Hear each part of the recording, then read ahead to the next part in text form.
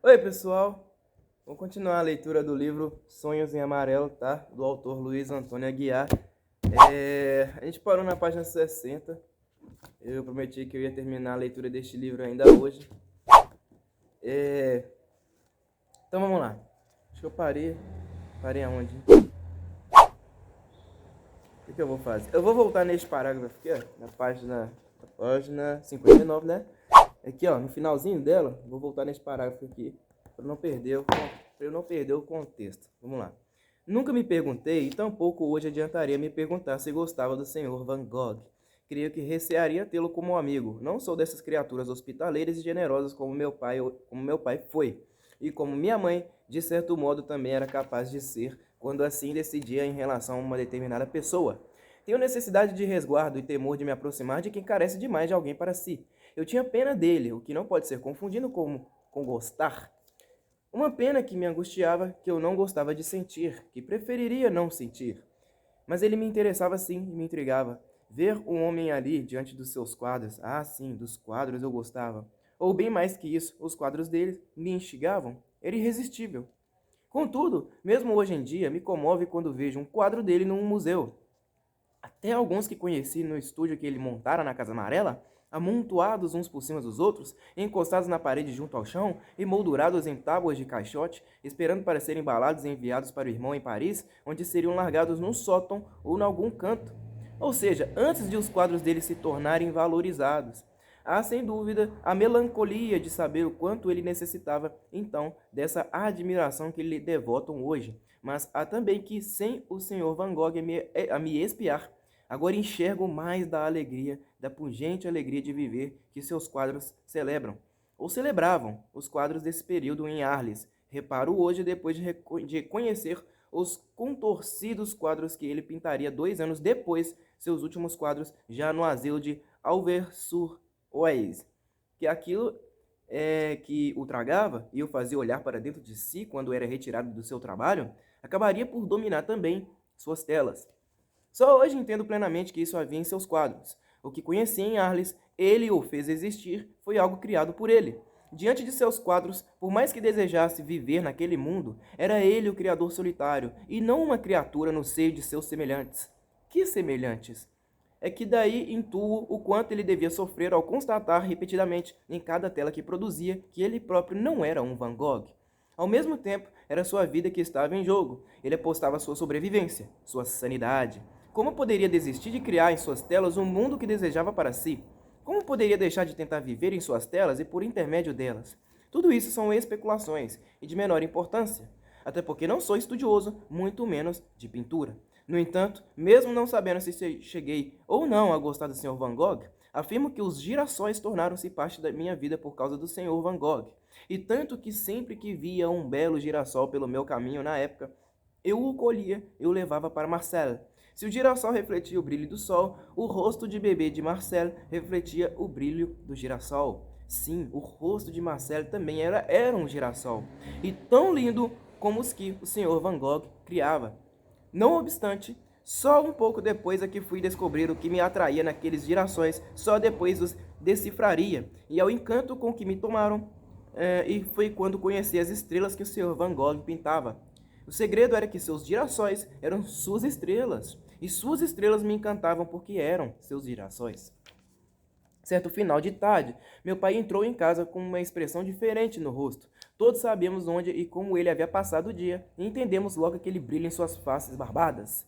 Captamos ao primeiro olhar todo o orgulho que nutria de si mesmo naquele dia. Um rei não teria semblante mais digno. Contrariamente ao que eu esperava, minha mãe não fez nenhum comentário negativo. Chegou a recebê-lo com certa solenidade, algo discreta, mas na medida para que percebêssemos. E ele mais ainda, acima como notou que ela arrumara os cabelos e os prendera num grande coque, coisa que somente fazia quando saía para visitar parentes e vizinhos ou nas festas da cidade.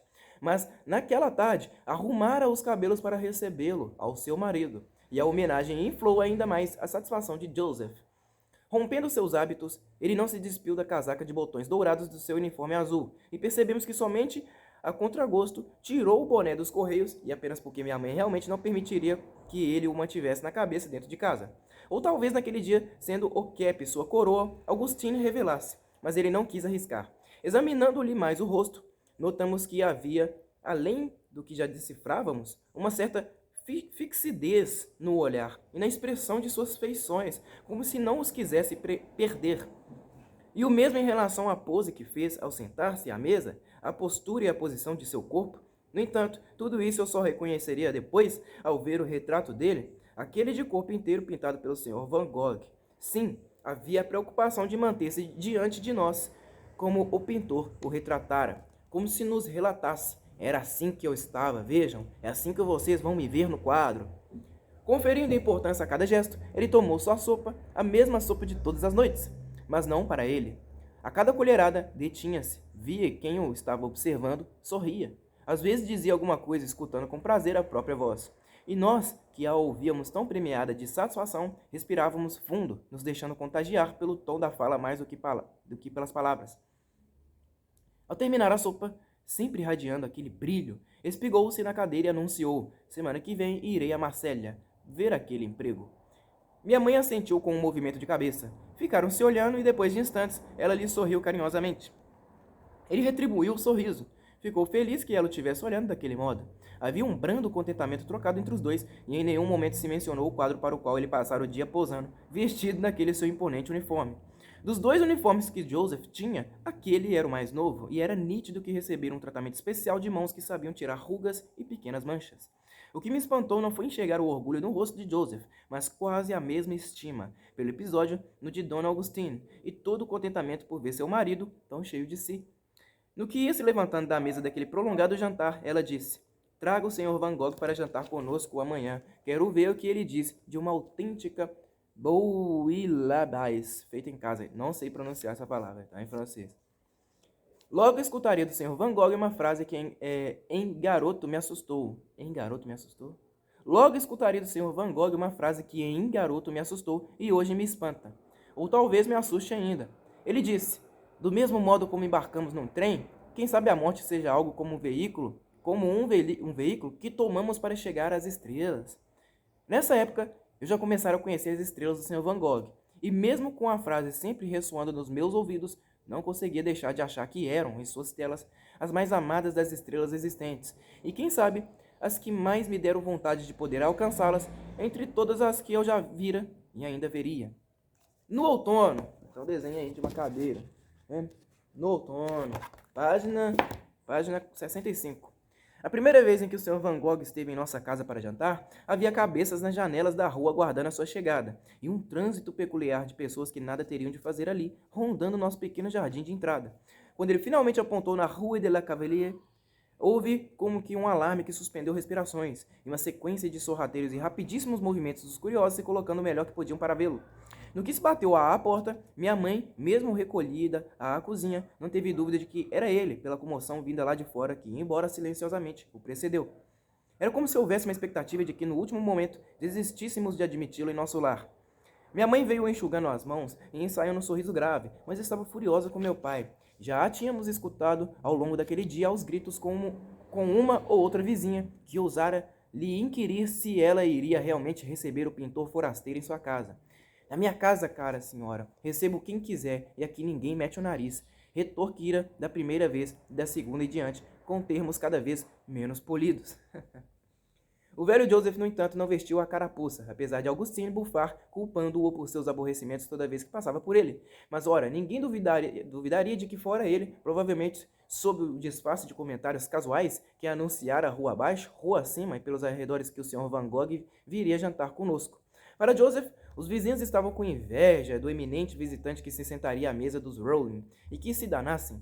Minha mãe havia lhe suplicado que não havia motivo para que soubesse naquela visita, alegando que, afinal, o Sr. Van Gogh vinha compartilhar de nossa sopa costumeira e nada mais. Claro que o verão entrando, ponderou ela, e saindo, mas, ora, custa sermos um pouco discretos? O ato final da descrição do meu pai foi no que abriu a porta, proclamar com voz retumbante, que deve ter ecoado em todas as casas da rua: muito bem-vindo, meu caro Sr. Van Gogh. É um prazer ter um artista como o senhor como convidado para o nosso humilde jantar. Venha, entre sempre. Já o Sr. Van Gogh hesitou por instantes na soleira. Era nítido que procurava minha mãe com os olhos, antes de entrar, como quem busca o cão da casa para medir a sua ferocidade antes de se pôr ao alcance da mordida. pura intuição dele, pois meu pai se sentiria humilhado e bastante mal consigo próprio se confidenciasse ao amigo as restrições da esposa a ele. Eu nunca vi o Sr. Van Gogh tão arrumado, com uma camisa limpa e passada, sem uma mancha de tinta sequer, ou talvez alguma das manchas, mas quase imperceptíveis. Ele aparara a barba, os cabelos, e recendia a sabão. Havia limpado e engraxado os sapatos, e deixara em casa seu chapéu de palha já tão surrado. Sabíamos que o Sr. Van Gogh não possuía muitas mudas de roupa, e aquelas, justamente as que estavam em melhor estado, seriam as que ele sempre conservaria limpas, ficando daí em diante reservadas apenas para vir tomar a sopa em nossa mesa de jantar. Foram muitas as ocasiões em que repetiu a visita que então nos fazia pela primeira vez naquele final de agosto. Finalmente engolido pelo abraço do meu pai, que arrancou seus pés do chão, acabou entrando. Tentou sorrir, mas não conseguiu, e abaixou lamentavelmente os olhos para a ponta dos sapatos quando meu pai o apresentou a Dona Augustine. O olhar do pintor era como o de uma criança assustada, que poderia até escapulir pela janela e correr para a escuridão a qualquer momento se sofresse o menor sobressalto ou indício de rejeição. Nunca vi alguém tão intimado em minha vida. Tão intimidado em minha vida. E isso se traía em seus mínimos gestos, ao curvar-se em demasia na reverência para cumprimentos, quase caindo sobre a pessoa a quem se dirigia, ao não saber onde se sentar e depois sentar-se abruptamente, ao ficar se remexendo sem parar, e ainda ao pôr-se em pé ruidosamente, quase de susto, quando chamado por fim à mesa e ao tomar lugar e sorver as colheradas de sopa, sempre encolhido, sempre vacilando, como se esperasse ser repreendido, desviando os olhos da pessoa que lhe falasse, a quem respondia monossilabicamente. Ao mesmo tempo, era evidente seu maravilhamento por estar ali. Houve um momento antes da refeição em que minha mãe se sentou junto a Joseph para participar da conversa. Na verdade, meu pai falou quase o tempo todo, e falou de si, da família, principalmente do próprio Sr. Van Gogh, sem parecer se dar conta de que nosso convidado não abria a boca. Meu pai ocupou a sua cadeira de costume, uma cadeira grande, pesada, e esticou as pernas sobre um pequeno banco de estofamento puído e desbotado. Augustine, como às vezes fazia em noites de visita, segurava uma cordinha cuja outra ponta estava amarrada ao berço de Marcel. Puxando pela cordinha, num movimento lento, suave e regular, se pôs a balançar o berço, deixado a alguma distância da sua cadeira. Minha irmã adorava ser ninada assim. Era uma maneira de ficar um pouco afastada do burburinho de vozes e ao mesmo tempo sentir a presença de outras pessoas. Mas no que o Sr. Van Gogh viu Augustine começar a puxar a cordinha e embalar o berço, os lábios dele se entreabriram, seus olhos se arregalaram febrilmente e cheguei a pensar vê-los se umedecerem. Era como se estivesse testemunhando a manifestação de algo extraordinário, quase místico. Um feitiço antigo, quem sabe? Do qual ouvira muito falar desde pequeno, mas que jamais esperara testemunhar. Ele simplesmente não conseguia tirar os olhos da cena. De fato, contemplou extasiado cada coisa que fazíamos em nossa rotina familiar, como no momento em que ajudei minha mãe a colocar os pratos na mesa, quando ela chegou com a panela de sopa tampada para reter o calor, ou quando circulamos a volta entre nós, de mão em mão a cesta de pães. Tive impulsos de pedir à minha mãe que lhe oferecesse pernoitar em nossa casa, como quem recolhe um cachorro sem lar, e tenho certeza de que ele aceitaria, ainda que lhe dessemos apenas o chão despido para dormir. Havia algo em nossa morada, pairando na nossa sala, que envolvia o Sr. Van Gogh e que dali para frente, em todas as ocasiões que ele retornou, no que atravessava a porta, o fazia relaxar o senho e colorir suas feições com um rubor que só podia ser de contentamento. Dava pena vê-lo partir sozinho depois, ainda mais sabendo que provavelmente iria beber no Alcazar, sozinho também, até bem tarde da noite. Mas já nos acostumávamos ao fato de que era impossível conviver com seu Van Gogh sem sentir algo de dor. Naquela noite em que ele veio pela primeira vez à nossa casa, apesar de minha mãe alegar que era a sopa de todos os dias, a Bouillabaisse, estava gloriosa, soltando um perfume de deixar até os vizinhos atiçados, ou aí sim, mortos de inveja. Daí pra frente, sempre que eu chegava em casa e reparava que o panelão no fogo desprendia aquele abençoado e especial aroma, já sabia que naquela noite o Sr. Van Gogh viria jantar conosco. A Bouillabaisse, que nome, hein? Da Bouillabaisse de Dona Augustine, sempre que penso nas noites passadas em nosso lar tão acolhedor de Arles, vem-me água à boca e sinto aquela contração ardida na flor do estômago que me sugere enorme apetite ou gula.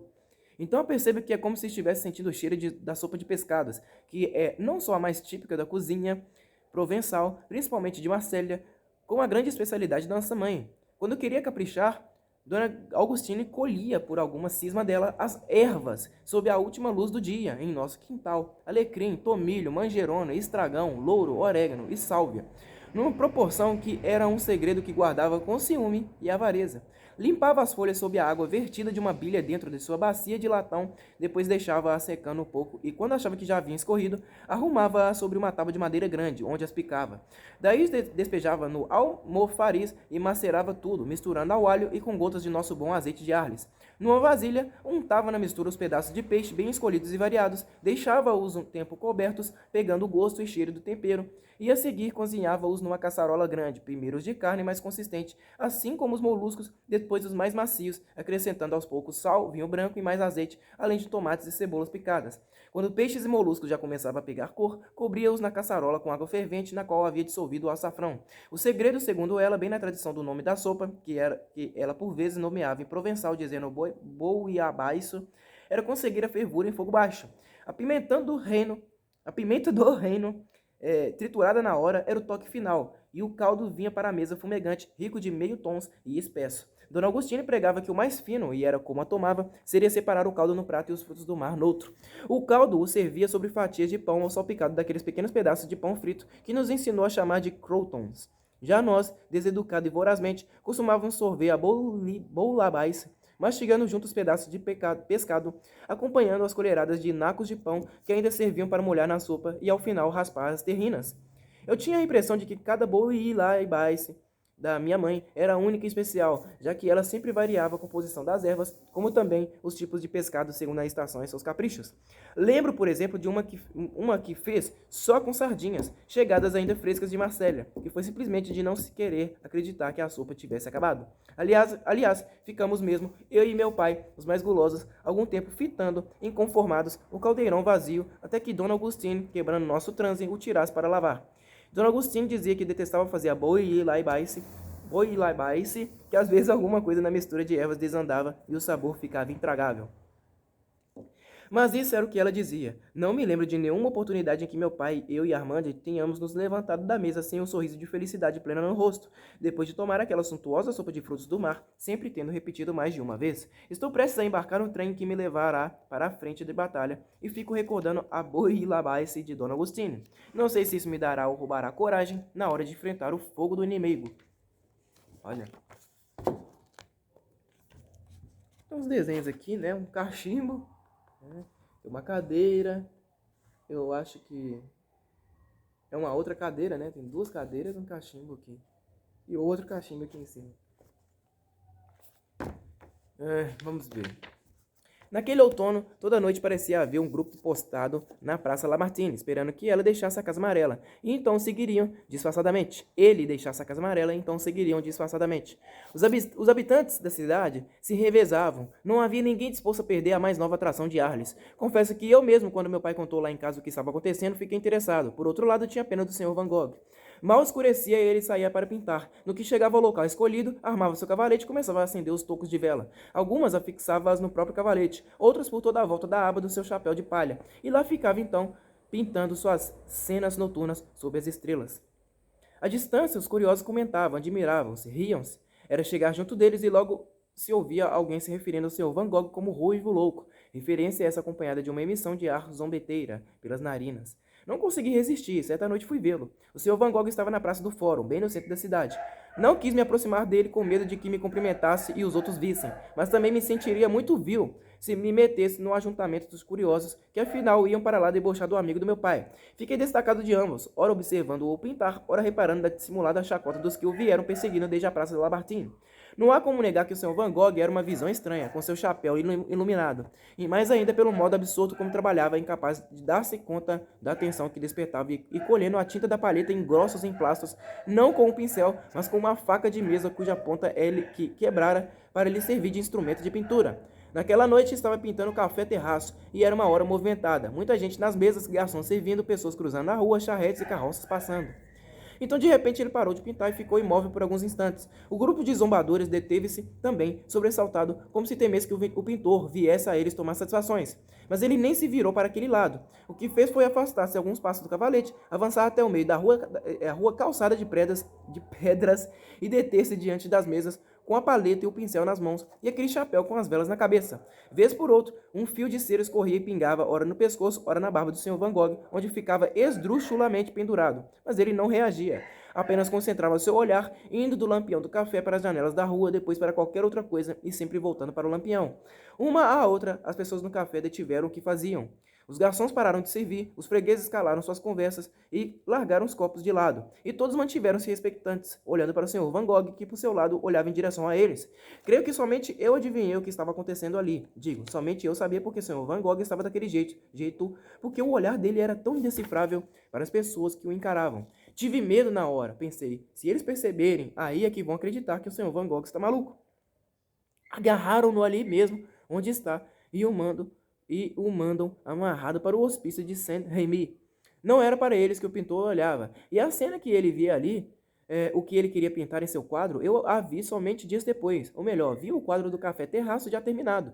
Pessoas emergindo das sombras da rua ou penetrando nelas, o brilho em muitos tons de dourado que se derramava sobre as mesas. Daquele lampião que o mesmerizava e se grudava nas paredes, ressaltando os relevos do calçamento das pedras da rua e destacando o café do restante do cenário, como um palco em meio ao salão de um teatro às escuras. As pessoas eram manchas de tinta que se moviam, dissolvidas em meio a cores e sombras, figuras que só ganhavam identidade não pela expressão de seus rostos, nem por uma silhueta definida, que não tinham nenhuma nem outra, mas como personagens de um conjunto. E lá no alto, as estrelas. Elas também vivas, como as pessoas, ou mais que as pessoas, elas olhando cá para baixo. Eram as estrelas da plateia, tudo ou mais o espetáculo. Parecia que toda a praça agora esperava que o Sr. Van Gogh fizesse algo aberrante, que começasse, quem sabe, a gritar, gesticular convulsamente, algo assim. Já eu não sabia o que esperar, e meu nervosismo crescia. Percebi que minhas mãos e meus lábios tremiam. Ele continuou parado, correndo os olhos em tudo, por um momento, 2, 3, e então, novamente, de modo abrupto, girou nos calcanhares, retornou ao seu cavalete, apagou as velas e recolheu seu material. Tenho certeza de que fui o único na praça a comemorar intimamente por vê-lo simplesmente já se indo embora. Ele passou junto ao grupo que o estivera assistindo, e nesse momento não só os olhares se desviaram para os lados, como silenciaram-se os cochichos, se bem que um frustrado ruivo louco foi grunhindo às suas costas e poucos passos de distância. E alguém também disse entre os dentes, quase cuspindo, "Forasteiro!" Tenho para mim que ele não escutou os insultos, que não viu ninguém que estivesse naquela praça, naquele café, naquela noite, que viu, se tanto, as estrelas e mais nada que não fosse a sua pintura. Marcelo tinha menos de 2 meses quando tomamos certa tarde de sábado uma charrete emprestada. Meu pai conduzindo, minha mãe com Marcelo no colo e eu. E nos afastamos da cidade penetrando na região dos Trigais. Não era exatamente um passeio. Minha mãe ia visitar uma amiga que morava bem para dentro do campo. Levar-lhe alguns potes com ervas secas, trituradas, especialmente preparadas por ela, e trazer em troca ovos frescos e queijo. Meu pai também levava uma encomenda para o marido dessa amiga de Augustino.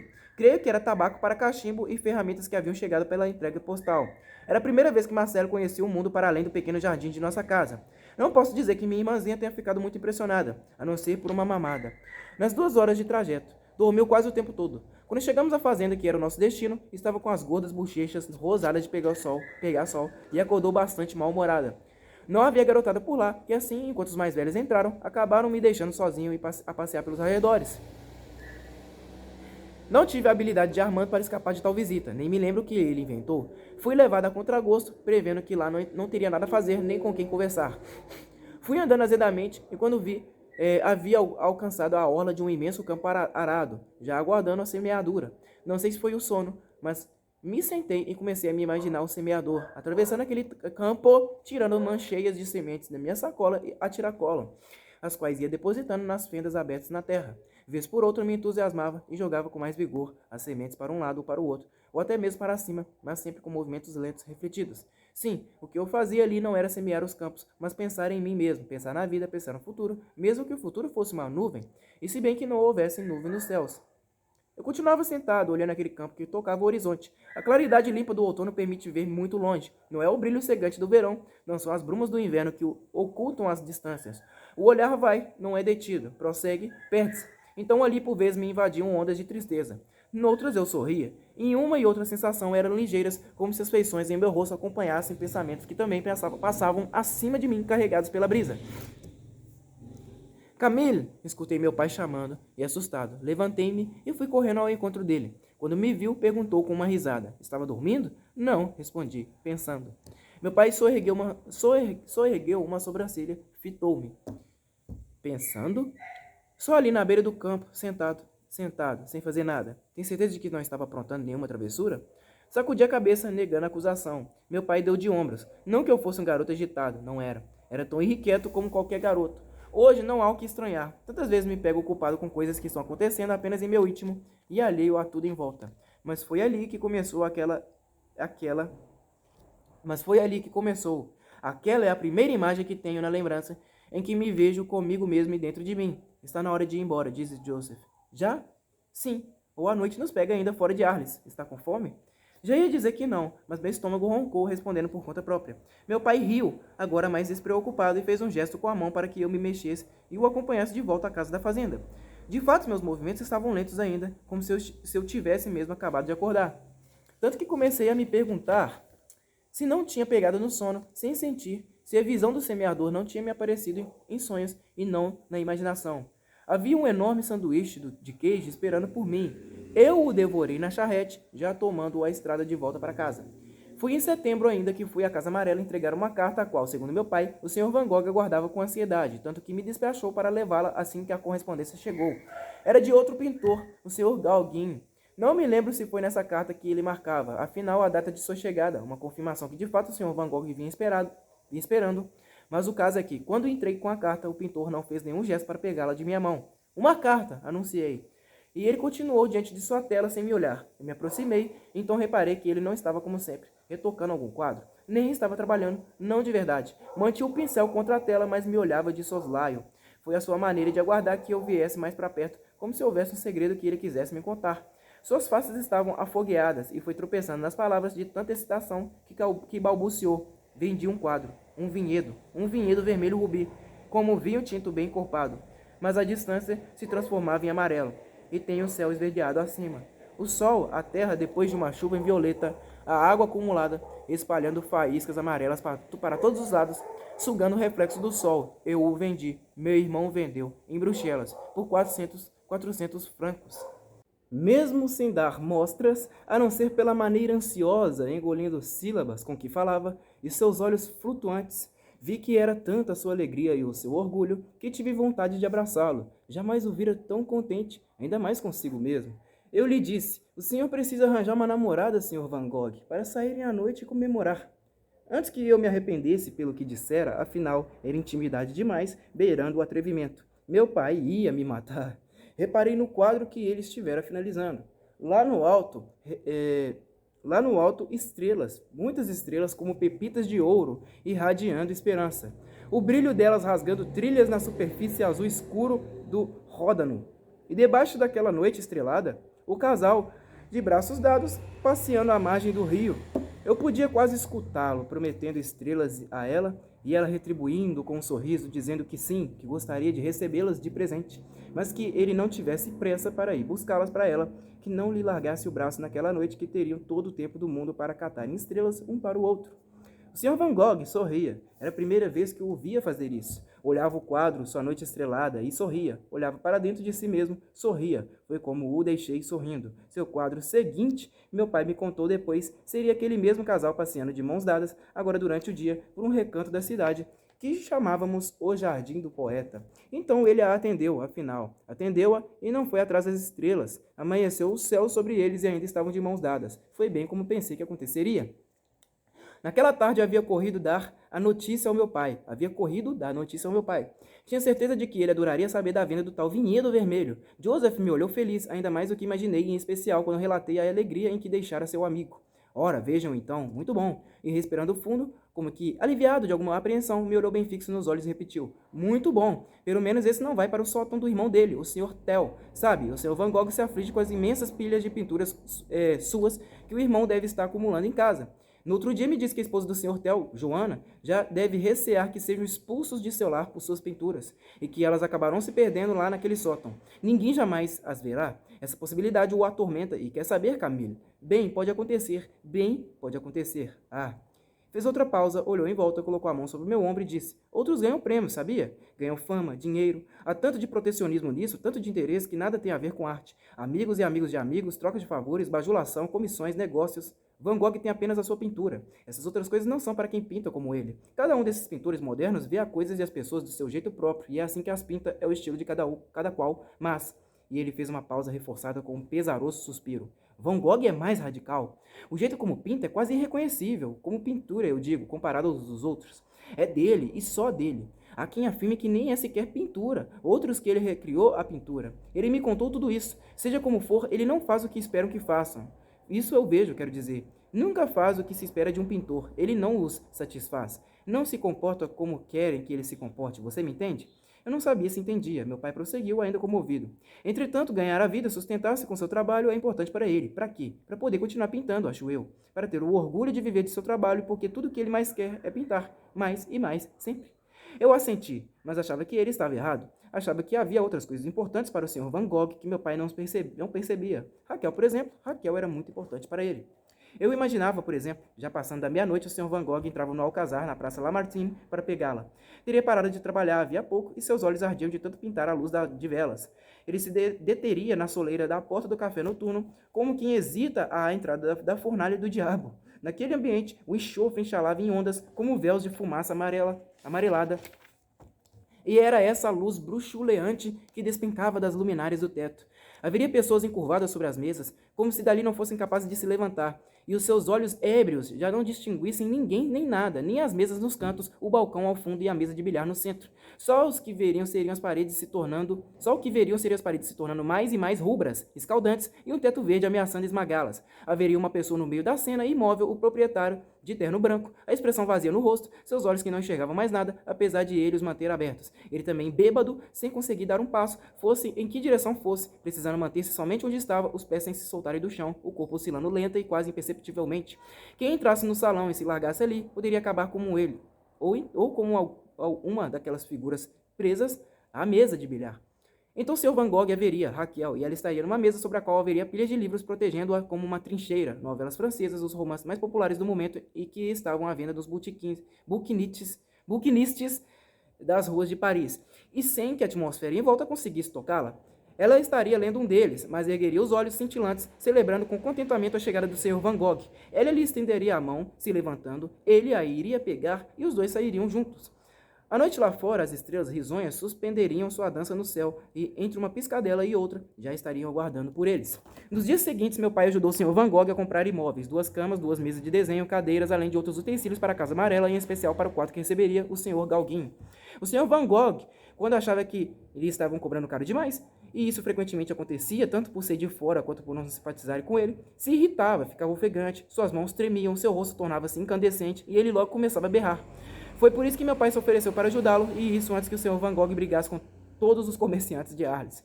Meu pai tinha sua tática toda especial de abordagem. Ao contrário do Sr. Van Gogh, não entrava nas lojas e ia logo perguntando o preço disso, de que maneira era feito aquilo, sem olhar nos olhos do dono do estabelecimento, muito nervoso com a pressa de quem quer fugir. Não, o velho Joseph nunca diria assim. Meu pai surgia de repente na loja, como se estivesse passando por ali e tivesse resolvido entrar para fazer uma visita rápida. Cumprimentava o comerciante pelo nome, perguntava pela família e se estava recebendo suas cartas de direito, comentava algum acontecimento recente da cidade, falava sobre o outono que corria depressa demais, o inverno, se seria frio em excesso daquele ano. E de repente seus olhos, como que por acaso, caíam sobre determinada mercadoria. Muito experiente, o comerciante captaria esse olhar, ainda que tão ligeiro, e até porque Joseph sabia executá-lo de modo que não passasse despercebido. Daí, interessado? Está por um preço ótimo? Diria o comerciante. Não, não, replicaria Joseph, fazendo menção de ir embora como se temesse ser convencido pela lábia do comerciante a comprar algo de que não precisava mais bem. Tentações existem, como se sabem. E pronto, a armadilha estava fechada. Dali para frente não seria ele a pechinchar, mas o comerciante que ofereceria a peça a cada investida por um preço menor, já tomando para si como uma questão de honra fazer a venda. Foi exatamente assim que Joseph conseguiu por uma bagatela a cama de madeira de lei que o pintor passaria a usar, já que até então ele dormia no colchão ajeitado diretamente sobre os ladrilhos da soalha de seu quarto. Foi nessa noite em que o Sr. Van Gogh apareceu para tomar a sopa de Dona Augustine, que meu pai, para comemorar a façanha, lhe relatou passo a passo toda a manobra. O Sr. Van Gogh escutou cada palavra, depois, sob as gargalhadas do meu pai, balançou a cabeça desolado e admitiu: mas Rowling, eu nunca conseguiria fazer isso? Óbvio que não. Daquela época, uma das imagens que guardo do Sr. Van Gogh é de um autorretrato que ele fez em homenagem ao Sr. Gauguin. Pendurou-o no quarto do tão aguardado amigo, o quarto que preparou para ele, que representava toda a esperança que tinha de que, com a vinda de Gauguin, aquela sua solidão febril se abrandasse. No entanto, essa mesma febre estava lá em sua pele macilenta e brilhosa de suor, em seus olhos sequiosos. Aquele quadro era um apelo. Aproxime-se, suplicaria a figura. Fique comigo. E, no entanto, creio que qualquer um sentiria medo de ser enredado por toda aquela agonia exaltada e não conseguir mais se desvencilhar. Fique imaginando aquele quadro no quarto do Sr. Gauguin, a quem eu logo conheceria. Como aquele quadro deveria parecer ameaçador, todo o tempo fitando-o da parede. Até hoje se me contrai algo dentro do peito ao me lembrar dele. Aquele rosto no quadro era como um poço. Ao mesmo tempo, tanto me intrigava e eu não entendia como aquele senhor Van Gogh desse autorretrato poderia ser o mesmo a ocupar o quarto que montara em Arles na Casa Amarela. Um quarto tão desprovido de desejo e de ansiedade, de alguém que se recolhia à noite e depois de dar graças pelos prazeres que a vida lhe concedia e houvesse por bem ainda lhe conceder, entregava-se sem temor a seus sonhos. Era o quarto de um camponês para lhe refazer-se do trabalho nos campos, para despertar ainda antes do sol e pôr-se em pé, grunhir estrepitosamente ao estirar o corpo e sentir o estômago proclamado vigoroso apetite pelo desjejum. Como poderia ser o quarto do Sr. Van Gogh? O quarto do Sr. Van Gogh era o lugar de que eu mais gostava na Casa Amarela. Na algum final de tarde era para o quarto dele que eu escapulia. Quando me deixavam, enquanto meu pai e o Sr. Van Gogh ficavam conversando no estúdio no andar de baixo, sobre algum quadro dele ou sobre seus sonhos de reunir a tal comunidade de artistas em Arles que se iniciava então com a vinda do Sr. Gauguin. Da janela havia uma boa vista do movimento de pessoas e veículos na Praça Lamartine, mas eu adorava mesmo era ficar olhando uma gravura japonesa pendurada logo acima da cabeceira da cama. Havia muitas gravuras japonesas nas paredes da Casa Amarela. O Sr. Van Gogh vivia admirando o colorido delas, e essa era uma de uma árvore cuja copa agitava-se ao vento, se bem me lembro. Eu gostava dessas gravuras porque eram diferentes de tudo que eu já vira, como se feitas por criaturas de outra espécie que não a nossa, embora algumas pinturas do pintor me parecessem semelhantes a essas cenas delicadas, mas exuberantemente coloridas e decorativas pintadas à mão em papel de arroz. Acho também que gostava delas porque ao tocá-las era como se tivesse a prova de que o outro lado do mundo existia. O Sr. Van Gogh dissera ao meu pai certa vez que essas gravuras então custavam caro nos bouquinistes de Paris e eram bastante procuradas. Bouquinistes de Paris. E eram bastante procuradas, mas quando começaram a chegar à Europa, era um papel de embrulho de mercadorias importadas do Japão.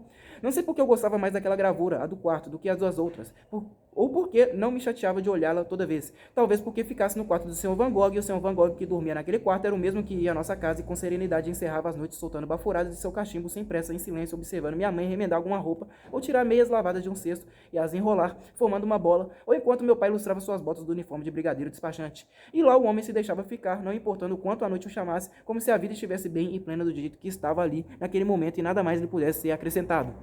Hoje creio que descobrir a possibilidade de alguém se sentir assim, como que eu percebi ali, tão palpável no quarto do Sr. Van Gogh, era para mim muito reconfortante. Lembro também que eu nunca me sentava nas cadeiras, aquelas mesmas que aparecem desocupadas em todos os quadros que ele pintou no quarto de Vincent.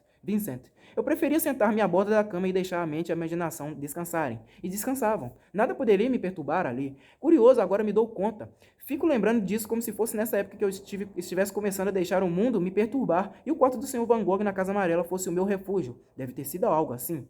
Não se pode ter uma ideia do que era aquele quarto apenas vendo os quadros. Era um outro lugar, aliás. Quase semelhante, mas diferente, não sei explicar. Eu, às vezes, como estou contando, ficava sozinho ali, remexia nos objetos sobre a cômoda, experimentava o blusão azul de brim grosso e o chapéu de palha crua pendurados no cabideiro por trás da cama e até chegava a fantasiar que aquele fosse o meu quarto. Mas não, eu não apreciaria ficar sozinho naquele quarto dos quadros, nem o veria como meu, porque sempre vejo o Sr. Van Gogh ali e ele está sentado numa das cadeiras soltando bafuradas pelo cachimbo e sorrindo consigo mesmo. Alguém, como disse meu pai, para quem tudo o que importava era sua pintura, e aquele quarto pintado no quadro era onde o Sr. Van Gogh, que ia à nossa casa, habitava a sua pintura. Na mesma medida em que Arles rejeitava o Sr. Van Gogh, a cidade decidiu amar o Sr. Gauguin. Mal ele chegou em meados do outono. O Sr. Gauguin demonstrou ainda menos interesse do que o Sr. Van Gogh pelos nossos orgulhos da terra, especialmente os monumentos da antiguidade de Arles. Independentemente disso, na impossibilidade de dizerem que ele era natural da Provença, já que nascera em Paris, ainda assim gabavam-se. Este é francês. Nunca lhe cravaram apelidos, e não pararam por aí. Se o Sr. Van Gogh, um homem solteiro como todos sabiam, ousasse, sorrateiro como quem se sente culpado, escorregar pelas sombras para a viela das meninas, toda a Arles estaria condenando-o no dia seguinte, e nos cafés, entre zombarias, diriam maldades, tais como dar a sífilis como causa de que chamavam de sua loucura o ruivo. Já o Sr. Gauguin, notoriamente casado e com filhos, chefe de toda uma família que abandonara sem recursos para se dedicar à pintura, pôde desfilar nas ruas à noite abraçado a algumas das ruidosas meninas, mais de uma, geralmente, e tão bêbadas como ele. Podia fazer arruaças nos logradouros públicos, se envolver em escândalos na casa da viela, brigas nos cafés ou pendurar dívidas de bebidas em todas as suas paradas e lembrariam com uma gargalhada desvanecida que fora marinheiro. Diga-se de passagem que se esqueciam de ressalvar que o Sr. Paul Gauguin fora marinheiro por 2 anos e a seguir por 10, corretor da Bolsa de Valores, uma profissão em que a exuberância era certamente bastante menos folclórica. Já havia uma boa trupe de arlesianos da noite que conseguiam declinar todos os lugares onde eles estiveram no planeta. Sabiam que singraram o Pacífico inteiro, aportaram no Rio de Janeiro em pleno carnaval, o qual era diferente do carnaval de todos os demais lugares, e que voltaram havia 1 ano apenas da Martinica. Havia mesmo aquele que tinham acreditado no Sr. Gauguin, que passara a infância no Peru, quando ele lhes afirmou que, por parte da mãe, era descendente de reis incas. Creio que ninguém Ninguém em Arles que eu me lembre sabia quem havia sido os Incas, mas essa minúcia não impediu que a improvável historieta ganhasse vulto entre aqueles mesmos que acorriam para a mesa do Sr. Gauguin quando o avistavam na madrugada fumacenta dos cafés que lhe pagavam rodadas de vinho, sentindo-se honrados em arcar com suas despesas de toda uma noite ou que disputavam entre si sua adesão à mesa que ocupavam, erguendo-lhe brindes assim que entrava. Ah, sua saúde, Sr. Gauguin, nos dá a honra. O retraimento do Sr. Van Gogh e seu alheamento a tudo que ocorria junto de si era considerado hostilidade e menosprezo aos naturais da terra. Já o Sr. Gauguin jamais perdia sua pose de gênio, jamais. Corria a história, trazida zelosamente para o nosso lar, por Joseph, é claro, de que ele, pouco antes de vir para a Provença, esgotara os últimos créditos de que dispunha, custeando uma exposição de seus quadros em Paris. Em todas as pinturas, relatou Joseph, colocou o preço de um campeão dos salões anuais de Paris. O salão anual, vejam vocês, é a exposição oficial mais concorrida da França e distingue enormemente os artistas selecionados para participarem dela. Ocorre que o Sr. Gauguin jamais passou sequer perto do salão, a não ser para maldizer os quadros expostos, e pediu por suas pinturas em sua obscura exposição particular um valor mais alto, em alguns casos, do que os outros pintores pedem, pintores ao contrário dele, famosos há muito e valorizados no mercado de arte. Bem, não vendeu um único quadro sequer, arrematou com gosto Joseph. No entanto, para desalento do meu pai, se o fracasso comercial do Sr. Van Gogh, à exceção do seu vinhedo vermelho, era tido como a prova de sua esquisitice, o de Sr. Gauguin era enaltecido como demonstração de autoestima e de irreverência, ditas por todos os de Arles como tipicamente gaulesas. Meu pai nunca simpatizou com o Sr. Gauguin, que, aliás, nunca se dignou de perceber a amizade do brigadeiro despachante com o Sr. Van Gogh, e de fato nem sequer a existência do meu pai. Carteiros fora de sua função não existiam para ele, era evidente. E eu, mesmo não desgostando tanto assim do homem, sabia que ali estava alguém que jamais se sentiria à nossa mesa sentaria à nossa mesa para tomar a sopa do jantar, com nacos arrancados de um pão caseiro, nem se embeveceria quase as lágrimas ao Dona Agostini, nossa Deus, nem se embeveceria quase as lágrimas ao Dona Agostini lhe passar com um sorriso um pote de manteiga e uma faquinha de madeira para besuntá-la fartamente no seu pão. Me confundi aqui, gente. E repare-se que o que tocava ao nosso convidado não era o fato de a manteiga ser algo que nosso orçamento apertado precisava reservar para as visitas. Ele não se dava conta desse fato. Era algo que minha mãe compreendia sem precisar dizê-lo, que meu pai quis se certificar de que eu compreendera, e tentou me explicar. Mas eu não necessitava de explicações, já havia entendido. Que o importante para o Sr. Van Gogh era ver-se capaz de ser incluído na roda da mesa, recebendo a manteiga e passando-a adiante adiante, para quem estivesse sentado imediatamente ao seu lado, como se fosse membro de nossa família.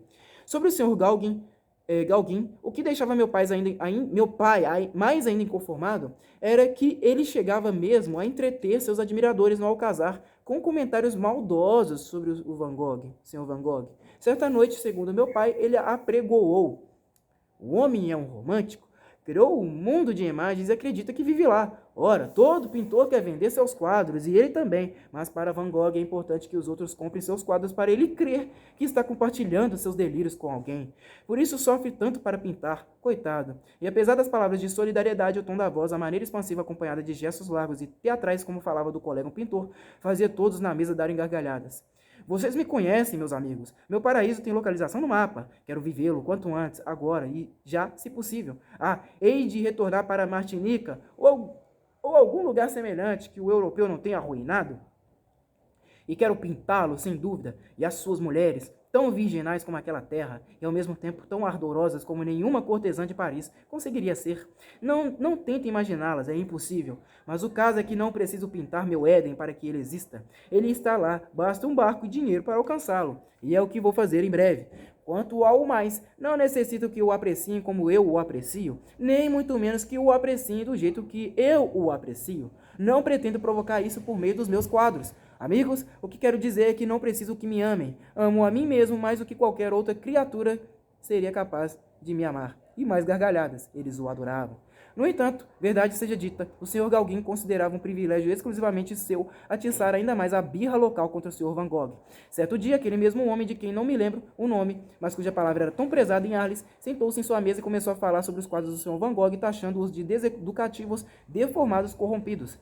No primeiro adjetivo, o Sr. Gauguin interrompeu no ar o movimento que levava a caneca de vinho à boca e cravou-lhe os olhos. No segundo, baixou a caneca com força sobre a mesa.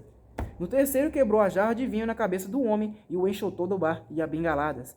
Ele com frequência carregava uma elegante bengala de castão de prata, chamando-o de mente de rato, fadado por seus instintos a perseguir farelos e somente isso, bedel insensível e acéfalo, que vê a arte como instrumento de propagar sua própria mediocridade, incapaz de perceber a dádiva que essa cidade obteve com a presença de um gênio como Van Gogh entre vocês. E mais uma torrente de insultos do mesmo calibre. Curioso é que, quando meu pai esperava que a explosão do Sr. Gauguin causasse certa perplexidade e diminuísse a popularidade do pintor em Arles, foi Dona Augustine, usando a sabedoria acumulada nas rodas de lavagem de roupa junto à ponte de Langlois, quem adivinhou o que aconteceria. E com precisão, como ela previa, o episódio, como no acordo tácito dos Alerzianos, foi abafado e nunca entrou para o repertório das histórias que circulavam sobre o Sr. Gauguin. Isso nunca foi comentado e a ausência da vítima nas rodas de opinião da cidade por uma semana ou duas, o tempo de lhe sumirem os hematomas do rosto, foi dissimuladamente revelada. Já o Sr. Van Gogh, como de hábito, nada comentou com meu pai sobre o sucedido, e Joseph de fato acreditava que seu amigo de todo o ignorasse. Meu pai desesperava-se com o alheamento do Sr. Van Gogh em relação a tudo que o cercava, que não dissesse respeito à pintura. Tentava discretamente alertá-lo, mas não conseguia. Era como se estivesse falando de uma matéria que lhe era totalmente estranha. Só o que lhe parecia importante, e a isso narrava meu pai com crescente emoção, eram os dias que ele e o Sr. Gauguin passavam pintando lado a lado, às vezes, os mesmos cenários. Só não atino, observou certa noite Joseph, porque se esses momentos são tão importantes, o Sr. Van Gogh nunca os trouxe para suas telas. Nunca pintou uma cena dessas e não menciona a intenção de fazê-lo. Mas, ora... Então Joseph emudeceu e ficou olhando para o teto em busca de alguma resposta para o enigma. Se a encontrou, nunca me contou. Vi na Casa Amarela um quadro do Sr. Gauguin que retrata o Sr. Van Gogh pintando seus girassóis. Curioso que os girassóis são mais vívidos no quadro que o rosto do Sr. Van Gogh, mas há toda uma delicadeza, todo um respeito do Sr. Gauguin ao retratar o suave transe que envolve o Sr. Van Gogh quando pinta. Tanto que mesmo meu pai fez elogios ao quadro, acrescentando que o Sr. Van Gogh ficou comovido com a homenagem. O Sr. Van Gogh também pintou um retrato do Sr. Gauguin. Nunca vi esse quadro. Segundo meu pai, se o Sr. Gauguin fora gentil retratando o Sr. Van Gogh, este não retribuiu do mesmo modo, já que no seu retrato do amigo, o homem aparece com um chapeuzinho vermelho de costas, embora com o rosto de perfil, ostentando toda a arrogância que ele demonstra na noite de Arles. Van Gogh não lhe perdoou coisa alguma, ou então, quando pinta, vê as coisas com mais discernimento e se torna incapaz de mentir. Já para o final do outono, meu pai retornou de Marselha em grande agitação. Ele e minha mãe se recolheram no canto e começaram a conversar. Na semana seguinte, meu pai viajou de novo a Marselha e dessa vez demorou-se mais cerca de 3 dias. Havia qualquer coisa no ar que estava escondendo dos filhos, ou antes, escondendo de mim e apenas de mim, já que fosse o que fosse, se era algum assunto familiar, pouca comoção causaria em Armand, e obviamente não tocaria as preocupações diárias de Marcel, que eram se manter alimentada, seca e aquecida. Larguei indiretas, fiz perguntas ostensivas e tudo o que consegui, aliás, bem de acordo com o que eu esperava, foi minha mãe esbravejar no meu nariz. Você vai saber do que se trata no momento em que seus pais acharem conveniente. Até lá, não me aborreça. Fiquei magoado ainda mais com os gritos bem no meio da cara, que sempre me deixavam algo trêmulo, quanto mais quando vinham de Dona Augustine. Meu pai jamais elevara a voz contra mim, nem me batera nunca. E apesar de seu tamanho de ogro, o velho Joseph nunca dirigira seus raivosos estampedas, que mais do que isso não tinha, para a violência física. Entretanto, Dona Augustine, essa era uma loba. A essa altura, o Sr. Van Gogh já havia pintado todos os membros da nossa família, inclusive a mim. Cada tarde dessas era uma cerimônia para a família Rowling. Preparávamos-nos com antecedência, desde cedo pela manhã. O almoço era caprichado para demonstrar ao artista nossa consideração e reconhecimento. Minha mãe envergava sua melhor roupa e o seu coque na cabeça. No dia de pintar Marcel, Augustine passou a noite preparando-lhe nova bata e touca. Eu vesti meu melhor blusão e o cap que meu pai me dera no aniversário, que me deixava com todo jeito de filho do carteiro, bastante distinto. Separei também outro traje, o das visitas domingueiras, com um boné, que no quadro do Sr. Van Gogh virou azul e pareceu em condições muito melhores do que na verdade estava. Armand, além de ter conseguido chapéus emprestados de seus amigos, pediu ao pintor e foi atendido para ter seu bigode, um buço ainda mal insinuado no seu rosto real, acentuado. E passou horas experimentando diferentes laços do lenço ao pescoço, que aliás o Sr. Van Gogh refez no pescoço de Armand e no quadro do jeito que bem quis. Armand ensaiou reclamar, mas minha mãe, com um olhar perfurante, o calou. Dona Augustine, falando por todos, pediu ao Sr. Van Gogh que deixasse os quadros por alguns dias lá em casa. Assim, as paredes de nossa pequena casa foram ficando repletas dos quadros do Sr. Van Gogh, que lá ficavam pendurados, e tivemos oportunidade de conviver com nossos retratos cada qual de nós vivenciando isso à sua maneira. Armand, durante as ausências de minha mãe, trouxe suas amigas para verem os seus retratos. Foram 3, 4, talvez 5 garotas e todas ficaram bastante impressionadas. Minha mãe, toda vez que se via nos retratos em que se ajeitava, minha mãe, toda vez que se via nos retratos em que estava sozinha ou nos que carregava Marcelle, ajeitava os cabelos como se estivesse se mirando no espelho. Minha irmãzinha rejeitou de modo absoluto seus retratos. Se a punhamos diante de algum deles, abria um berreiro feroz e não se calava até que a atirávamos. Achávamos graça, mas nada se podia fazer. Eu é que, não sei se por influência das histórias de viajante do Sr. Gauguin, ficava pensando se, quem sabe no futuro, aquele meu retrato, eu com meu capzinho, viajaria oceanos afora e conheceria lugares em que eu jamais estaria. Talvez um dia fosse parar em castelos, museus, países distantes. Cheguei a abrir um velho atlas do meu pai, girei o dedo indicador por um mapa mundi de olhos fechados e quando o finquei de volta na folha e abri os olhos, meu retrato havia viajado para a América do Sul, para um país enorme chamado Brasil, do qual eu nada sabia, a não ser o que contar o Sr. Gauguin, que era habitado por pessoas de várias raças, e que lá se celebrava uma festa nas ruas, o mais pitoresco carnaval de quantos ela já vira, ou do qual ouvira falar no mundo inteiro. Percorri a distância no mapa com o dedo do Brasil até Arles. Espantei-me e minhas faces coraram de excitação. De imediato perguntei-me o que o Sr. Van Gogh diria vendo sua pintura ser comprada por alguém de um lugar tão distante que não teria como saber, então, que existiam nem Camille Rowling, nem sua família, nem Arles, nem Vincent Van Gogh. Gente, página 100. No inverno. Aí, olha, desenho. Tem uma vela, não é isso? Tem uma vela. Eu acho que isso aqui é o que? Um cinzeiro? Não sei.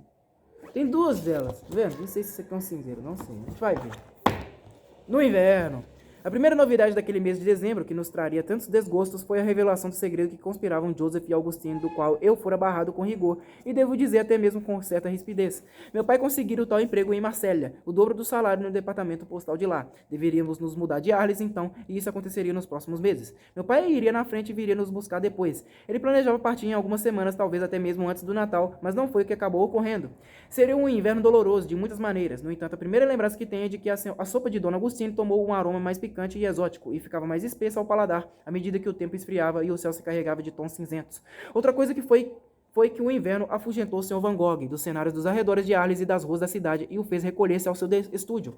Mas não foi só isso, ele começou a mudar. Talvez porque tivesse ficado sabendo que meu pai logo não estaria mais por perto, talvez porque as relações com o Sr. Gauguin já não andassem muito bem e os dois vivessem discutindo.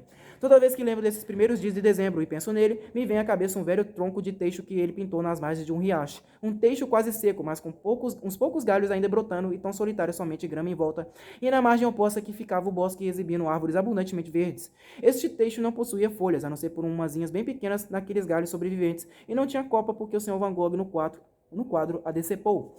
Vincent estava aqui ainda há pouco. Ali na tela eu vi uma cadeira e ela parecia tão companheira de quem costumava se sentar nela, tão sólida, confiável, confortável, costumeira. Parecia acolher seu ocupante com a generosidade de uma boa sopa quente. Eu bem que poderia amar aquela cadeira, que era um móvel tão simples, tão sem torções. Sabia até quanto tinha custado, porque meu pai aqui a comprara para o Sr. Van Gogh, e bem barato, por apenas 7 francos. Poderia amá-la também, porque eu vi o Sr. Van Gogh movendo essa cadeira de um aposento para o outro da Casa Amarela e experimentando-a em todos os cantos, e terminou por pintá-la com tão pouco de entorno, aparecendo na tela que poderia ser em qualquer lugar. E mesmo assim, ele não se havia dado por satisfeito até achar um lugar certo.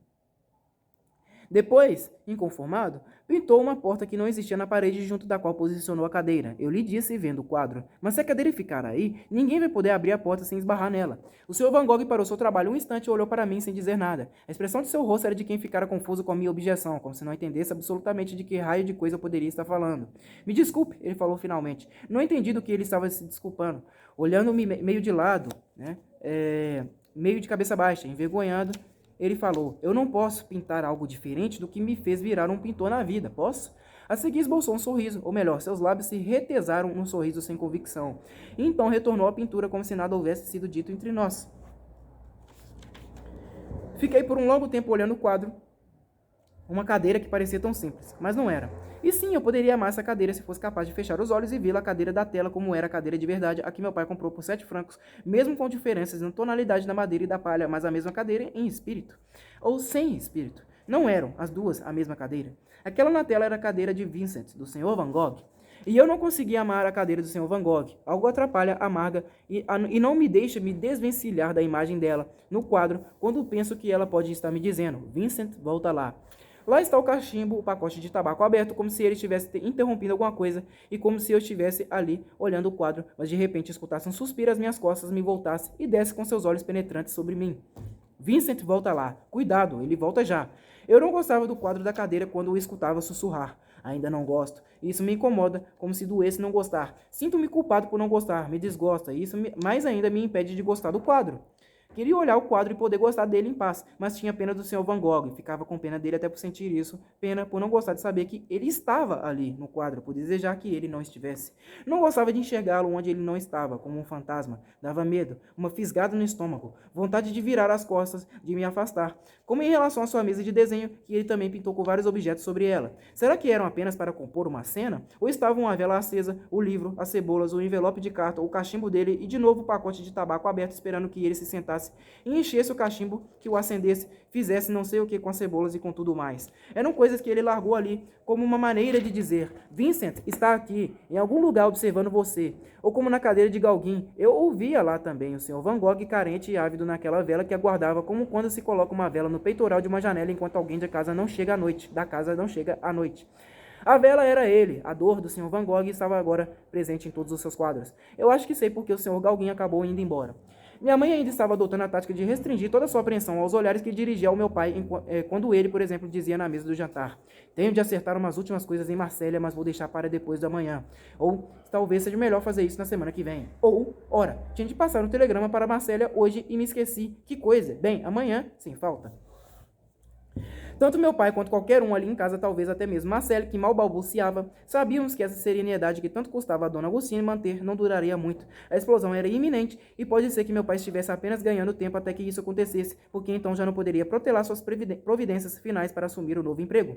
Mas havia um acordo entre eles, Joseph e Augustine, uma trégua, não sei se explícita ou percebida sem palavras, e tudo por conta do Sr. Van Gogh, como se meu pai, por extraordinário que isso pudesse ser, temesse mais as turbulências que viessem daquele lado do que minha mãe. O que quer que fosse fazia meu pai ir adiando o momento em que deveria deixar a Arles e o Sr. Van Gogh. Ocorria que minha atenção aumentava por perceber que isso se tornara tão grave a ponto de ele se arriscar a apostar na paciência de Dona Agostine. Ainda mais porque eu não via nada, ou melhor, não havia mesmo nada visível para mim.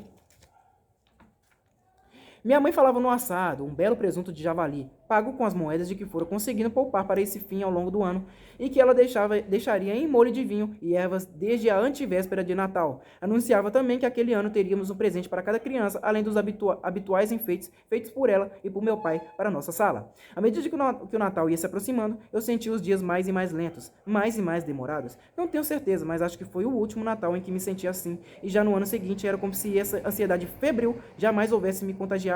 Eu poderia ter me esquecido dela se, de alguma maneira muito inocente, já não a visse surgir no rostinho de Marcelle. Mas isso seria o futuro, um Natal que minha irmãzinha poderia até não compreender o que era, embora captasse a sua agitação no ar. Naquele ano, eu ainda estava que não me aguentava quieto, um instante sequer, sempre com perguntas à minha mãe de que como seria isso e aquilo. Minha mãe também passava por uma transformação, quase tornando-se criança no Natal. Ela e meu pai, aliás, tanto que uma hora assim de estalo, Dona Agostine lhe sugeriu: Não quer convidar o Sr. Van Gogh para cear conosco na véspera de Natal? E ele sorriu como se só estivesse esperando ela dizer algo assim, como se soubesse que ela, compassiva que era no futuro, acabaria cedendo ao pedido mudo que lhe fizera. Já estava tacitamente entendido por todos que Joseph não assumiria seu novo emprego em Marsella senão em meados de janeiro.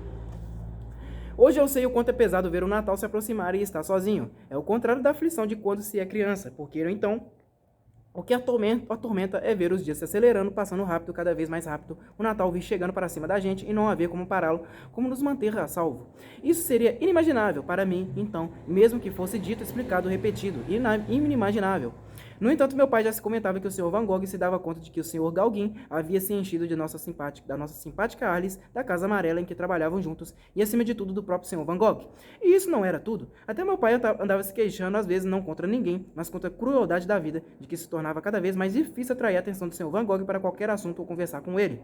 O pintor, sempre calado, trabalhava desvairadamente como se a cada dia que se passava 2 ou 3 dias extras lhe fossem tirados do tempo de vida que lhe restava, como se tentasse, numa corrida insana, fazer tudo a que estava destinado, mesmo que a vida o sabotasse minuto a minuto, encurtando-se de propósito para ele. Essas eram palavras do meu pai que eu guardei. Não há como saber o que passava no coração do pintor. Talvez também esse fosse um reino inimaginável.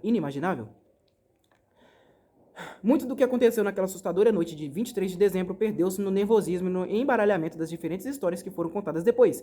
Meu pai ficou sabendo da briga do Sr. Gauguin com o Sr. Van Gogh no café, quando então o Sr. Van Gogh jogara uma caneca de absinto na cabeça do Sr. Gauguin.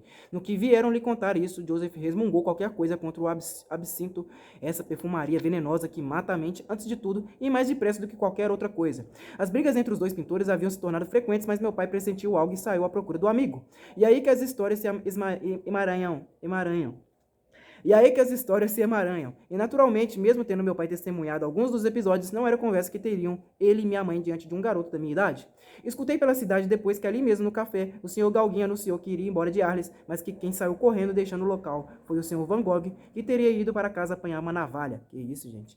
Mais tarde, se bem que ninguém tenha assistido a essa cena e meu pai jurasse que o Sr. Gauguin a inventara, o Sr. Van Gogh teria abordado o Sr. Gauguin no jardim público e primeiro lhe entregar um recorte de jornal onde se lia a manchete: o assassino fugiu. A seguir avançou sobre o Sr. Gauguin, brandindo uma navalha. O Sr. Gauguin, em seu depoimento à polícia, contou que ficou imóvel e que, com o peso de seu olhar, deteve o Sr. Van Gogh, que novamente fugiu correndo dali e foi para casa.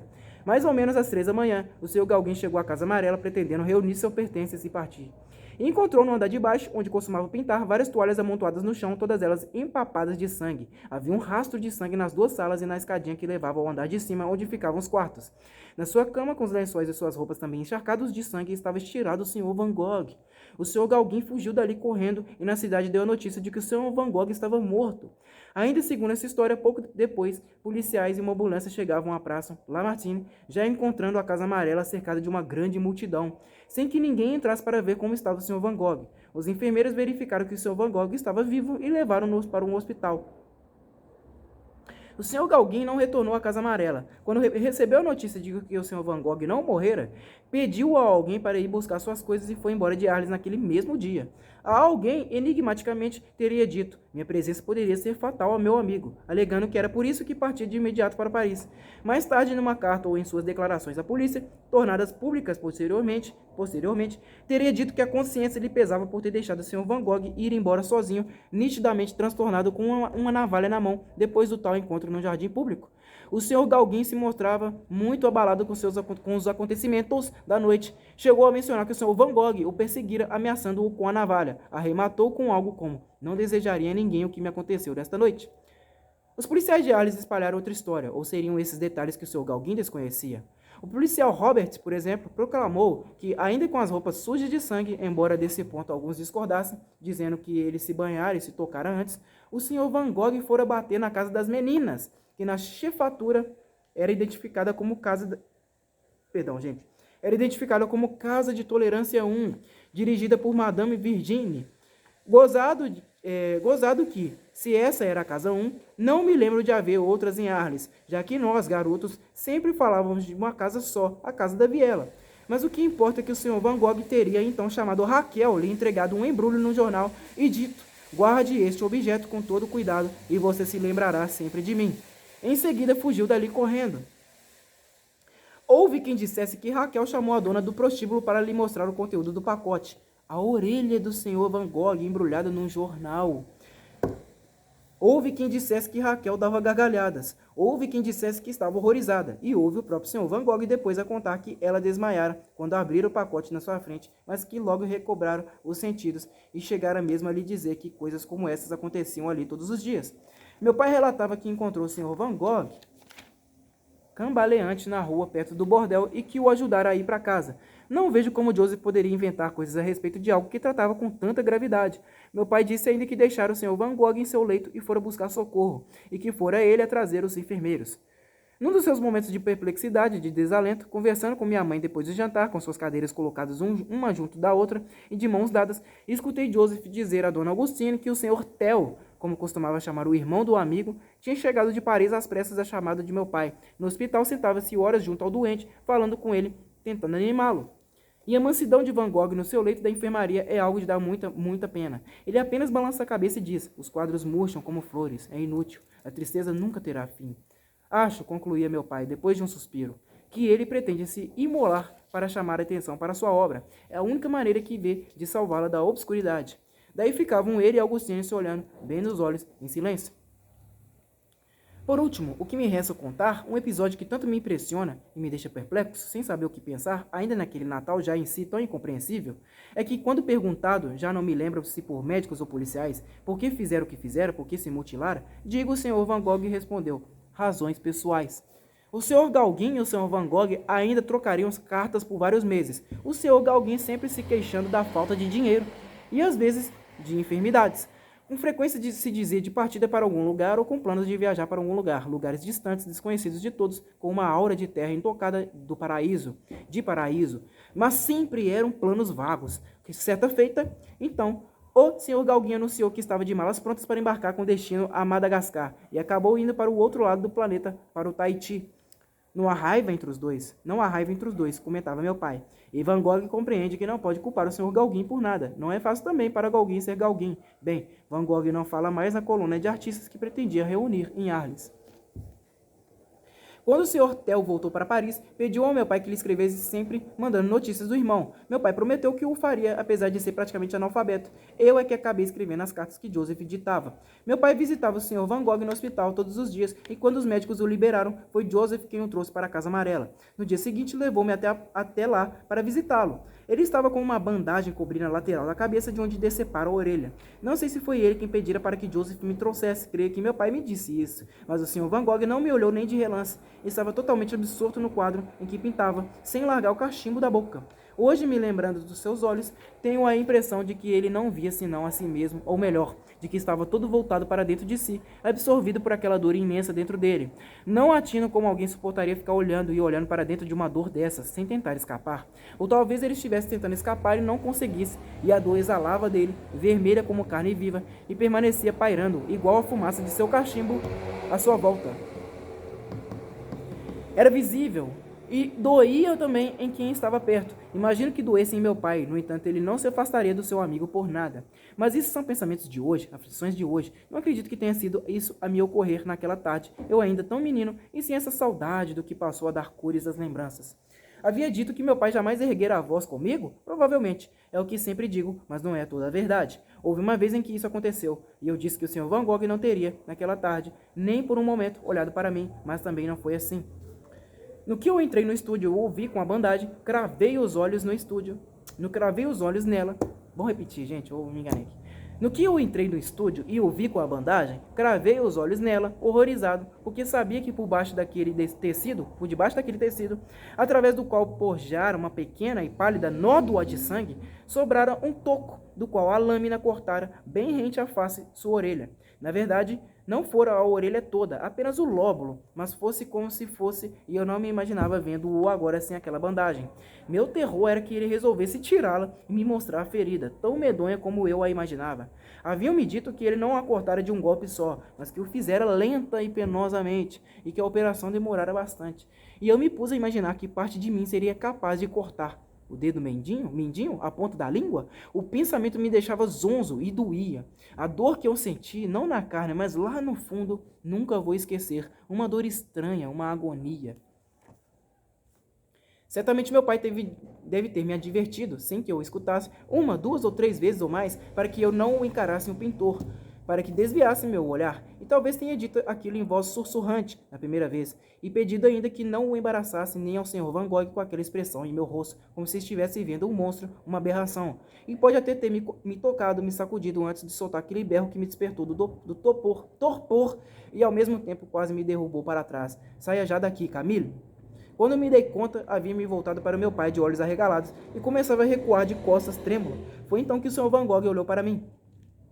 Não posso crer que meu pai tenha me acusado ali de ter essas palavras, monstro, aberração, estampadas no rosto, que ele me tivesse recriminado exigindo que eu as apagasse de minhas faces, que me desculpasse imediatamente. Mas do jeito que ele me olhou, tive medo de que me desse uma bofetada e acreditei mesmo que estivesse prestes a me esbofetear. Mas não o fez. Se meu rosto exclamava monstro, aberração, meu pai, com toda a vergonha que lhe escutei e a que vi em seu rosto, não teria pronunciado tais palavras diante do Sr. Van Gogh, não lhes teria dado voz. Não foi nas palavras de meu pai que eu soube do horror que meu rosto expressava. Foi no olhar, no único e rápido olhar que o Sr. Van Gogh lançou para mim, quando eu recuava em direção à porta, ainda sem conseguir desviar meus olhos da bandagem que cobria sua face direita. A face onde havia uma orelha perfeita, inteira, até dias antes, mas agora não mais, não por debaixo daquela bandagem. E o olhar dele refletiu todo o nojo que ele enxergou em mim, todo o meu horror, meu medo, as palavras monstro, aberração, que não foram ditas, mas que seu olhar reconheceu e absorveu, como a fumaça do seu cachimbo, sem uma palavra, sem um estremecimento. Seu olhar foi como me olhar no espelho, e guardo dele a minha imagem até hoje. Dali em diante dei de fugir do Sr. Van Gogh. Escapava logo da sala quando ele ia em casa. Nunca mais aceitei lhe entregar nenhuma correspondência ou pacote, nem lhe levar recados. Isso magoava meu pai. Imagino que magoasse também o Sr. Van Gogh. Ou às vezes tento me consolar dizendo que ele provavelmente nem sequer percebera.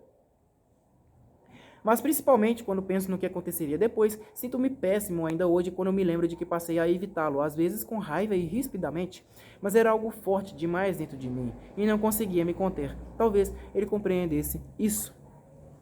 Gente, já tá acabando, hein? Já tá acabando o livro. Acho que o quê? 1, 2, 3, 4, 5, 6 páginas. 6 páginas, 12 páginas, né? 6 folhas, 12 páginas. Ora, então, minha irmãzinha, minha Marcele, assim é. Creio que há episódios que a gente fica condenado a repassar na memória, vezes sem conta, e não importa quantas vezes os tenhamos revisto, não nos conformamos com o fato irrecorrível de termos praticado aqueles atos na ocasião. Até despertamos, por vezes na madrugada abafada, tendo acabado de sonhar que revivíamos aquele momento outra vez, uma vez mais, e a mesma opressão, o mesmo constrangimento, tão forte quanto na origem, que nos faz cerrar os olhos sem ter a quem pedir perdão. Todo o arrependimento é inútil, então, até porque chegamos com frequência à conclusão de que teríamos feito a mesma coisa 1000 vezes se vivêssemos a mesma situação, que teríamos agido do mesmo jeito. É assim que somos, sendo ou não capazes de aceitá-lo.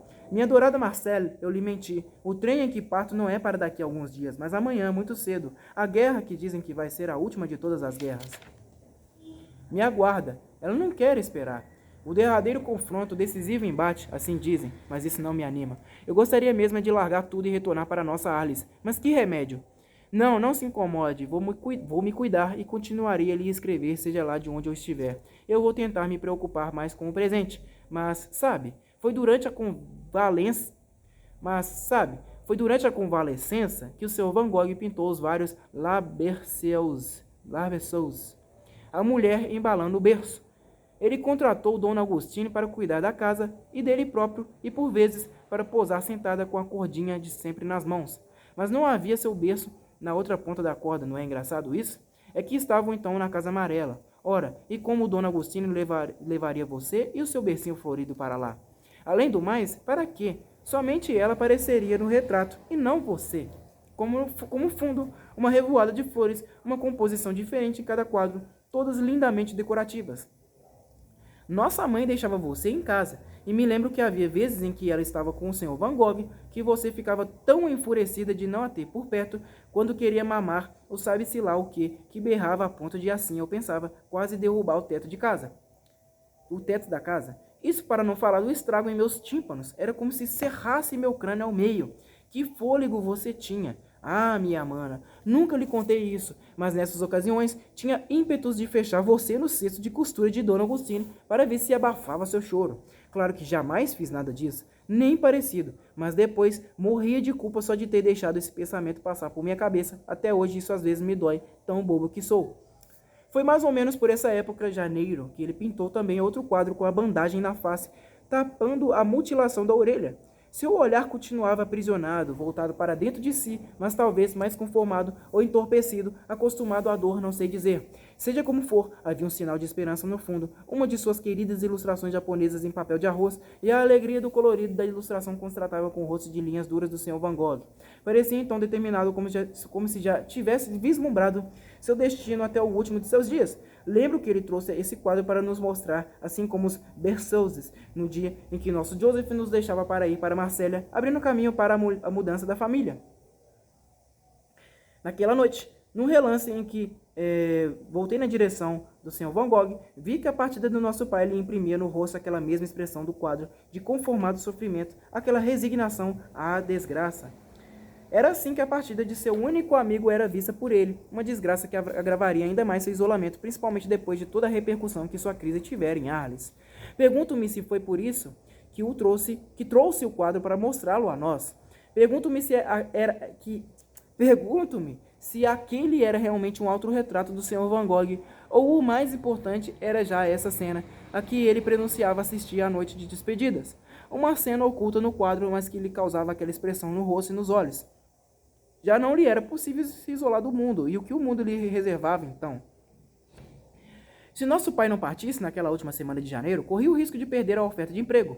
Já lhe haviam mandado a nova farda e o esperavam impacientes em Marsella, para que assumissem suas funções. Naquela noite em especial, eu me lembro que todos acarinhavam nosso pai, e até você, minha Marcelle, concedeu em ficar no colo dele sem sujar suas fraldas e as calças do uniforme novo de Joseph.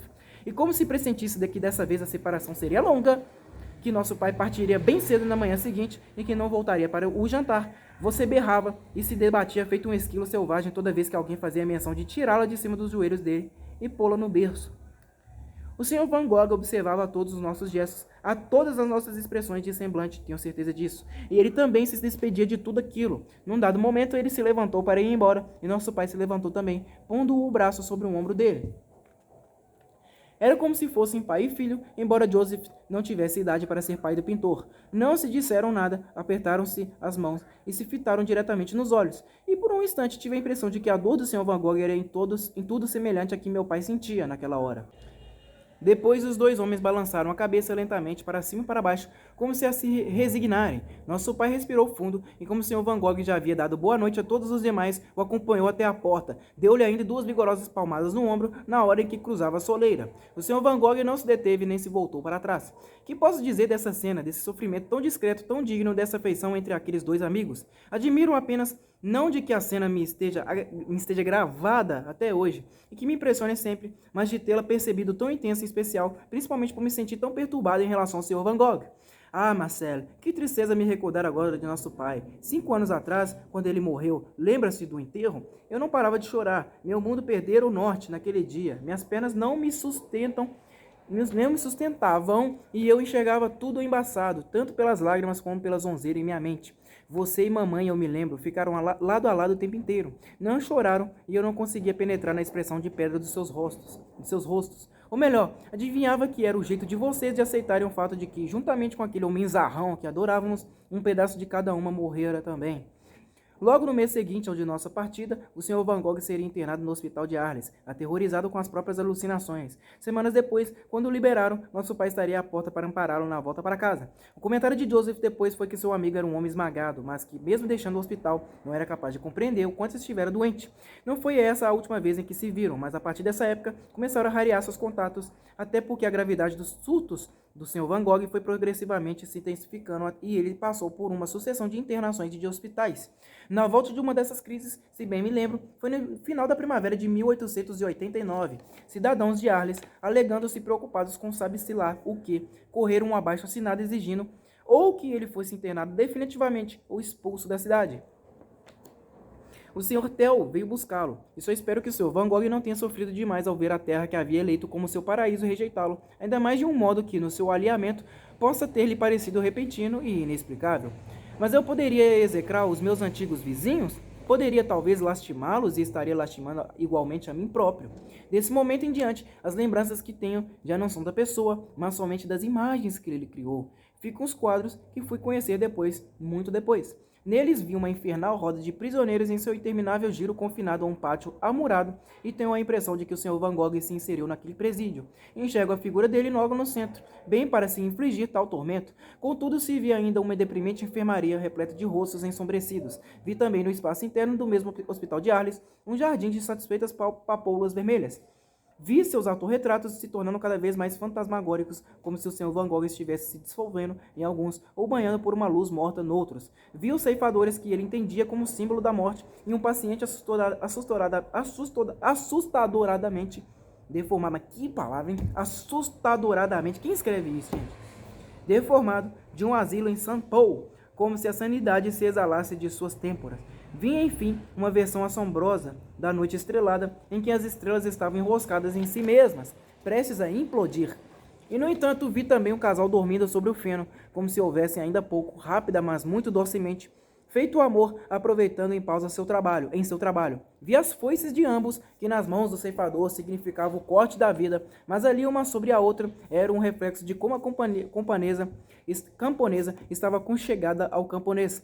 E os sapatos dele, novamente sapatos deixados de lado a lado, sem pés, mas sem anunciar uma ausência, e se compondo como tudo mais naquela tela, uma cena de restauradora lassidão. E quem sabe esse camponês fosse o mesmo que, junto à sua casa, larga a pá com que remexia a terra de sua horta, se agacha e estende os braços para receber a filhinha, que a mãe empurra zelosa para os seus primeiros passos. Ou seria esse o Sr. Van Gogh, num mundo perfeito, com sua Raquel, uma rechonchuda neném? Como foi você, Marcelo? Aquela nenezinha parece com você, retratada nos quadros do Sr. Van Gogh. Quem sabe, se o terror já se corporificava, também a esperança tentava reagir. Um galho de amendoeira florescendo saudava o nascimento do filho do Sr. Tel, e não poderia ser mais lindo, mais decorativo, assim como brotavam as íris de um vaso, como generosa fartura e festa contra um fundo amarelo. Mas logo depois aparecia aquele mesmo casal novamente, o Sr. Van Gogh e a sua Raquel dos quadros, com a paisagem convulsionada em torno deles, ela sacudindo o braço no alto, espavorida, ele tendo perdido o chapéu, corriam em fuga de uma lua crescente que os perseguia. Quando então a cadeira de Vincent encontrou um ocupante e seus sapatos encontraram pés de uma criatura humana para calçar, era um velho em desespero que nesse quadro escondia o rosto nas mãos e chorava aos soluços. Pude daí perceber, suponho, o que aconteceu depois, porque naquele velho destruído, o Sr. Van Gogh via o seu futuro, um futuro que lhe privava da vontade de viver. E tudo em que ele punha os olhos se distorcia, fossem pessoas, igrejas ou bancos de jardim. E quando até mesmo os trigais que ele amava tanto começaram a aparecer garras de fogo à sua volta, e os céus pesados de nuvens e corvos ameaçavam despecar sobre ele, já aí não havia salvação. Só o que ele poderia desejar era que tudo terminasse logo. Só faltaria então que o Sr. Van Gogh tivesse pintado a si mesmo no caixão, flutuando em meio a girassóis, conforme arranjo que o Sr. Tel lhe proporcionou para o enterro. Como estariam suas feições então, como se veria, prestes a pegar seu trem rumo às estrelas? Enfim, tudo isso eu vejo nos seus últimos quadros. O mundo de imagens que ele criou em nossa Arles e que seria o seu Éden havia sucumbido, e aquele outro mundo íntimo e assustador que o ia buscar e o pretendia dentro de si, e o prendia dentro de si, quando ele se afastava de suas telas, foi esse que no final prevaleceu. Moto. Talvez alguns de nós aqui o tenhamos expulsado de vez para esse mundo.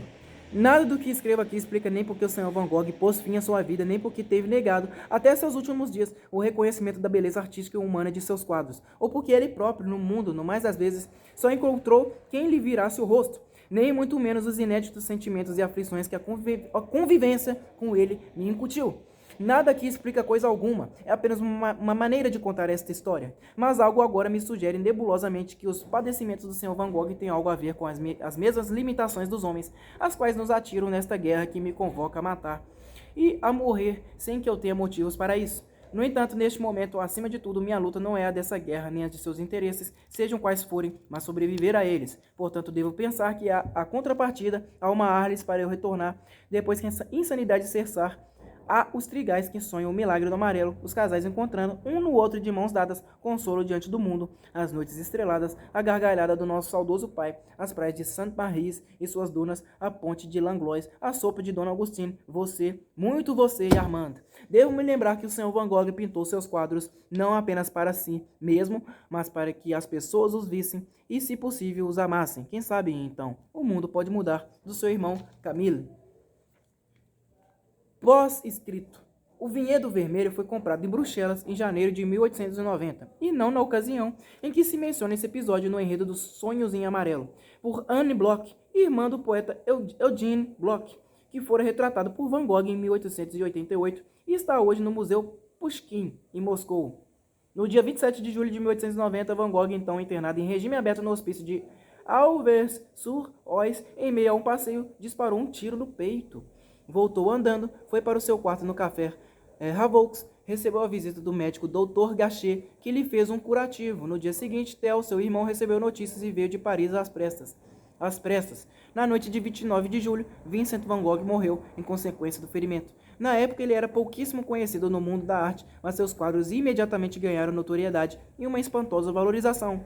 Hoje, as obras de Van Gogh, especialmente seus girassóis, estão entre os mais famosos quadros do mundo. E as obras que maiores lances alcançam nos leilões, alguns sendo arrematados por dezenas de milhões de dólares, causando comoção internacional quando são negociadas. Camille Holle, nascido em 1877, morreria em 1922, em consequência de lesões sofridas na guerra. O quadro Garoto de Cap, também equivocadamente chamado de O Escolar, está no Museu de Arte de São Paulo, Brasil. Bom, pessoal, é este aí, né, o livro que eu tinha que ler aí para vocês, tá? Acabou o livro.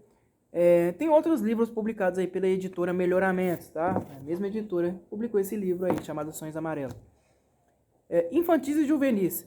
Tem A Vontade dos Cometas, Canudos, Santos e Guerreiros em Luta no Sertão, Hans Staden, Viagens e Aventuras no Brasil, Frei Liberdade.